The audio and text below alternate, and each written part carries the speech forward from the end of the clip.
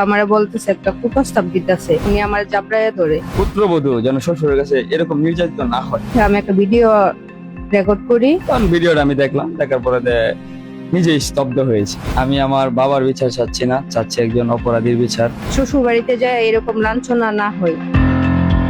যে সম্পর্কের ভিত্তি হওয়ার কথা ছিল শ্রদ্ধা, বিশ্বাস আর পারস্পরিক মর্যাদা, সেই সম্পর্কই কলুষিত করেছেন বাবার সমতুল্য এক শ্বশুর।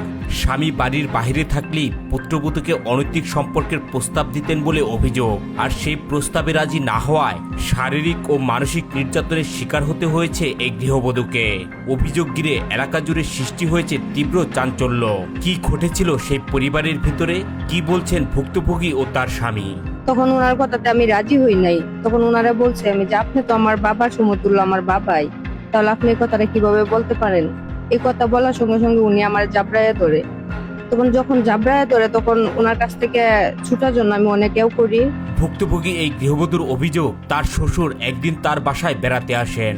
শুরুতে সবকিছু স্বাভাবিক মনে হলেও শ্বশুরের মনে যে অন্য কিছু লুকিয়ে আছে তা কল্পনা করতে পারেনি এই গৃহবধূ। তিনি দাবি করেন এক সময় শ্বশুর তাকে অনৈতিক সম্পর্কের প্রস্তাব দেন। শ্বশুরের এমন আচরণে তিনি হতভম্ব হয়ে পড়েন। তিনি অভিযোগ করেন প্রস্তাব প্রত্যাখ্যান করার পর শ্বশুর জোরপূর্বক তাকে শারীরিকভাবে হেনস্থার চেষ্টা করেন। আমার শ্বশুর আমার বাসায় আসে, আসার পরে খাবার বেড়ে দিই আমি, তখন উনি খাবার খায়।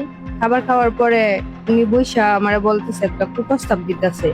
উনি আমার কাছে টাকা পাই, বলছে ওই তো টাকা দিবা নাই তো আমার একটু সময় দিতে হবে, আমার খারাপ কথা বলছে। ঘটনার এখানেই শেষ নয়। তিনি দাবি করেন শ্বশুরের এসব অনৈতিক সম্পর্কে রাজি না হওয়ায় তার উপর জোর জবরদস্তি চালানো হয়। নিজের নিরাপত্তার কথা ভেবে তিনি কৌশলে শ্বশুরের এসব অপকর্ম তার মোবাইল ফোনে ধারণ করেন, যাতে প্রয়োজনে প্রমাণ হিসেবে তা ব্যবহার করতে পারেন। করার পরে আপনার উনি গিয়ে বসে, আমি আড়ালে ফোনটা ওনার অজান্তে মতো আমি রাইখা আমি একটা ভিডিও রেকর্ড করি, সেটা আমার স্বামীর দেখাই ওর বাবার মূল কাহিনী। তখন উনি বিশ্বাস করছে। বিশ্বাস করার পরে ওর ফ্যামিলিতে বিচার চাইছে, তখন কেউ বিচার দেয় নাই। তারপরে ওরা জানা শর্তে, ভিডিও থাকার শর্তে উনি আমার স্বামী এবং আমার মোবাইল নিয়ে গেছে, আমার স্বামীরে নিখোঁজ করে দিছে। তখন আমার কাছে কোনো যোগাযোগ নেই আমার স্বামী কোথায় আছে। অনেক কষ্টের পর আমার স্বামীর খুঁজে বের করছি, কিন্তু ওরা ভাবছে যে মোবাইলে মনে হয় আমার ভিডিও শেষ হয়ে গেছে, কিন্তু না, ভিডিও আমার কাছে রয়েই গেছে। কিন্তু অনেক কষ্টের পর আমার স্বামীর আমি বের করছি। এদিকে ভুক্তভোগীর স্বামী জানান, স্ত্রী প্রথম দিকে বাবার বিরুদ্ধে এমন অভিযোগ করলেও তিনি তা বিশ্বাস করতে পারেননি, বরং বাবার বিরুদ্ধে অভিযোগ তোলায় স্ত্রীকে মারধরও করেন।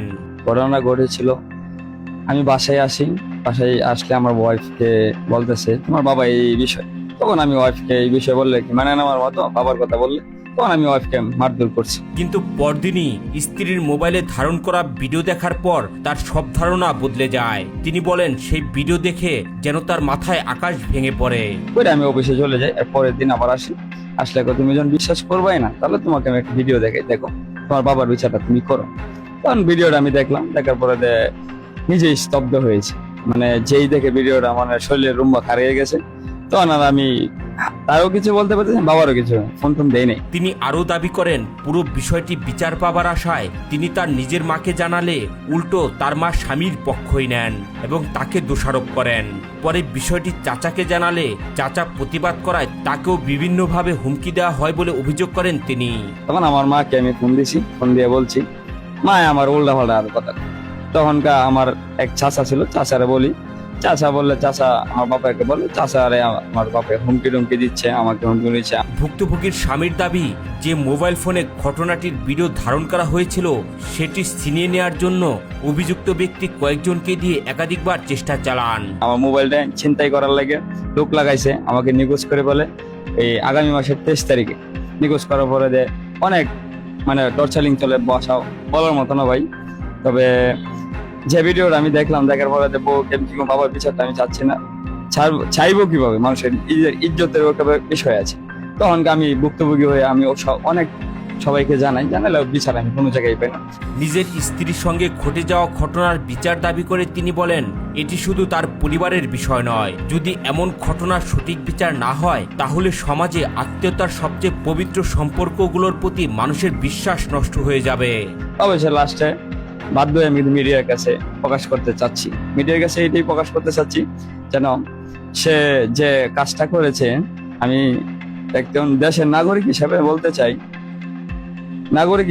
চাই যেন এরকম ভাবে কোনো পুত্রবধূ যেন শ্বশুরের কাছে এরকম নির্যাতিত না হয়। সবশেষে তিনি স্পষ্ট ভাষায় বলেন তিনি নিজের বাবার নয়, একজন অভিযুক্ত ব্যক্তির বিচার দাবি করেন। আমি আমার বাবার বিচার চাচ্ছি না, চাচ্ছি একজন অপরাধীর বিচার।